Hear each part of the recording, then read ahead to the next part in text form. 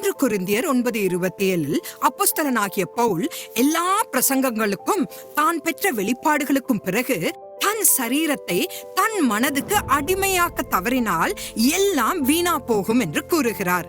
60 லட்சம் யூதர்களை அழிப்பதற்கு மேற்பார்வையாளரான ஹெயின்ரிச் ஹிம்லர் அதற்கு முன்பு விவசாயம் படித்தவர். ஹிம்லர் அடால்ஃப் ஹிட்லரை சந்திக்காமல் இருந்திருந்தார் தனக்குள்ளே இருந்த அந்த கொடூர இருதயத்தை அவர் அறிந்திருக்க மாட்டார். பாவத்திற்கான சந்தர்ப்பம் வெளிப்படாமல் இருக்கலாம், ஆனால் நம்முடைய மனித சரீரமே பாவம் நுழைவதற்கு ஒரு வாசலாகும். பாவம் நம் சரீரத்திலேயே இருக்கிறது என்பதையும் பவுல் நன்கு அறிந்திருந்தார். எப்படியாவது தான் தகுதி நீக்கமாகி விடாமல் இருப்பதற்காக தன் சரீரத்தை தனக்கு அடிமையாக்கி கீழ்ப்படுத்த வேண்டியது உறுதி என்று அவர் கருதினார்.